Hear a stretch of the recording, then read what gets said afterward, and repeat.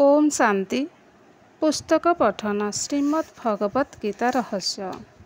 लेखक ब्रह्मा कुमार सुधांशु शेखर मिश्र।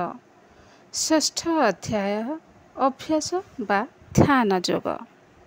जोग भ्रष्टर गति। पार्थ नैवेह नामुत्र विनाशस्यस्त विद्यते नहि कल्याणकृत् कश्चित् दुर्गतिं तत गच्छति। प्राप्य पुण्यकृतं लोक नुषित्वं शश्वति समः। शुचीनां श्रीमतं गेहे योगभ्रष्टो अभिजायते। अथवा योगिनामेव कुले भवति धीमताम्। एतद्दुर्लभतरं लोकजन्म यदीदृशं। तत्र त्वं बुद्धिसंयोगं लभते प्रबोधहिकम्। यतते च ततो भूयः संसिद्धो कुरु नन्दन। पूर्वाभ्यासेन तेनैव ह्रियते ह्यवशोऽपि। सः जिज्ञास्मरपि योगस्य शब्दब्रह्माति वर्तते। प्रयत्नात् यतमानस्तु योगी संधूत किल्बिषः। अनेकजन्म संसिद्धस्ततो जाति परं गतिम्। अर्थ हे पार्थ, ताहार इहलोक बा परलोकरे मध्य विनाश नाही। कारण हे प्रिय, शुभ कर्मकारी केही हेले दुर्गति प्राप्त हुए नाही। जोगभ्रष्ट व्यक्ति पुण्य कर्मकारी मानकर लोकलाभ करी अनेक वर्ष सेठारे बास करी शुचि ओ लक्ष्मीमत व्यक्तिଙ୍କ गृहरे जन्मलाभ करନ୍ତି अथवा बुद्धिमान योगीଙ୍କ कूଳରେ जन्मग्रहण करନ୍ତି। एहिपरि जन्म एहि जगତରେ दुर्लभ अटे। हे कुरुनंदन, ସେହି ଯୋଗଭ୍ରଷ୍ଟ ବ୍ୟକ୍ତି ସେହି ଯୋଗୀଙ୍କ ଗୃହରେ ପୂର୍ବଜନ୍ମରେ ଜାତ ସେହି ଯୋଗ ବୁଦ୍ଧି ଲାଭ କରନ୍ତି। ତଦନ୍ତର ପୁନରାୟ ସିଦ୍ଧି ପାଇଁ ଯତ୍ନ କରନ୍ତି। ସେ ସେହି ପୂର୍ବାଭ୍ୟାସ ବଶତଃ ବାଧ୍ୟ ହୋଇ ଯୋଗ ମାର୍ଗରେ ପ୍ରବୃତ୍ତ ହୁଅନ୍ତି। ଯୋଗର ସ୍ୱରୂପ ଜିଜ୍ଞାସୁ ବ୍ୟକ୍ତି ମଧ୍ୟ ବେଦକୁ ଅତିକ୍ରମ କରେ, କିନ୍ତୁ ପୂର୍ବକୃତ ଯତ୍ନ ଅପେକ୍ଷା ମଧ୍ୟ ଅଧିକତର ଯତ୍ନ କରି ନିଷ୍ପାପ ହୋଇ ଅନେକ ଜନ୍ମରେ ସିଦ୍ଧ ହୋଇ ତାପରେ ପରମ ଗତି ଲାଭ କରେ। ବ୍ୟାଖ୍ୟା।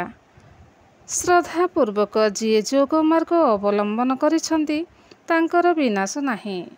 ସମସ୍ତ ତ୍ରୁଟି ବିଚ୍ୟୁତି ଓ ଅସଫଳତାରୁ ଅଭିଜ୍ଞତା ଓ ଶକ୍ତି ସଂଗ୍ରହ କରି ପ୍ରତି ପଦକ୍ଷେପରେ ସେ ସିଦ୍ଧି ଦିଗକୁ ଅଗ୍ରସର ହୁଅନ୍ତି। ପୁଣ୍ୟ ସାତ୍ୱିକ କର୍ମ ସମ୍ପାଦନ କରିବା ଫଳ ସ୍ୱରୂପ ବ୍ୟକ୍ତି ମୃତ୍ୟୁ ପରେ ଯେଉଁ ସ୍ଥାନ ପ୍ରାପ୍ତ ହୁଅନ୍ତି, ଯୋଗଭ୍ରଷ୍ଟ ବ୍ୟକ୍ତି ମଧ୍ୟ ସେହିପରି ସ୍ଥାନ ପାଇ ସୁଖପୂର୍ବକ ବିଶ୍ରାମ କରନ୍ତି। ପୁଣ୍ୟ କର୍ମଚାରୀମାନଙ୍କର ଲୋକକୁ ସ୍ୱର୍ଗ କୁହାଯାଏ।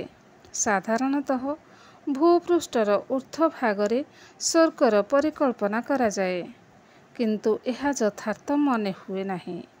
ପ୍ରତ୍ୟେକ ମାନବାତ୍ମା ତାର ଭଲ ବା ମନ୍ଦ କର୍ମର ଫଳ ଭୋଗ କରିବା ପାଇଁ ଏହି ଭୂପୃଷ୍ଠରେ ଶରୀର ଧାରଣ କରି ଜନ୍ମ ନିଏ। ତେଣୁ ସୃଷ୍ଟିର ଯେଉଁ କାଳାବଧିରେ ମାନବ ସମାଜ ସୁଖ ଶାନ୍ତି ସମୃଦ୍ଧି ଓ ପବିତ୍ରତାରେ ପରିପୂର୍ଣ୍ଣ ଥିଲା, ସେହି ସମୟକୁ ସ୍ୱର୍ଗ କୁହାଯାଏ। ଇତିହାସର ପର୍ଯ୍ୟାଲୋଚନା କଲେ ମଧ୍ୟ ଜଣାଯାଏ ଯେ ବିଭିନ୍ନ କାଳଖଣ୍ଡକୁ ନେଇ ବିଭିନ୍ନ ଯୁଗର ପରିକଳ୍ପନା କରାଯାଇଛି।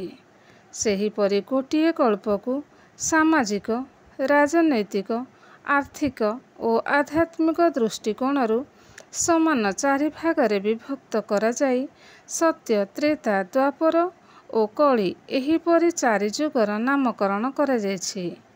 କଳ୍ପର ପୂର୍ବାର୍ଦ୍ଧକୁ ସତ୍ୟ ଓ ତ୍ରେତା, ସ୍ୱର୍ଗ ଓ ଉତ୍ତରାର୍ଦ୍ଧକୁ ଦ୍ୱାପର ଓ କଳି ନର୍କ ନାମରେ ଅଭିହିତ କରାଯାଇପାରେ।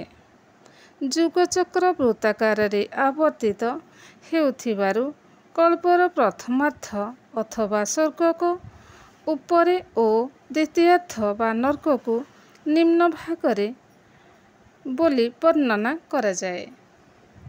କିନ୍ତୁ ଏହା ଭୂପୃଷ୍ଠର ଊର୍ଦ୍ଧ୍ୱ ବା ନିମ୍ନ ଭାଗ ନୁହେଁ।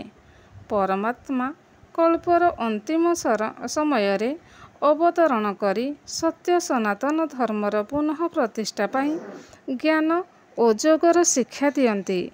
ଏହି ମାର୍ଗରେ ଗତି କରୁ କରୁ କାହାରି ପତନ ହୋଇଗଲେ ମଧ୍ୟ ସେ ତାର ପୁରୁଷାର୍ଥ ଅନୁରୂପ ଫଳ ଲାଭ କରିବା ପାଇଁ ସ୍ୱର୍ଗରେ ଜନ୍ମ ନିଏ। ପୁଣ୍ୟ କ୍ଷୀଣ ହୋଇଗଲେ ପରବର୍ତ୍ତୀ ଜନ୍ମମାନଙ୍କରେ ପବିତ୍ର ଲକ୍ଷ୍ମୀବନ୍ତ ବ୍ୟକ୍ତିଙ୍କ ଘରେ ଜନ୍ମଗ୍ରହଣ କରନ୍ତି। ତେଣୁ କୁହାଯାଇଛି ଯୋଗ ମାର୍ଗ ଅବଲମ୍ବନକାରୀଙ୍କ ଇହ ବା ପରଲୋକ କୌଣସି ସମୟରେ ବିନାଶ ହୁଏ ନାହିଁ। କ୍ରମଶଃ ଓମ୍ ଶାନ୍ତି।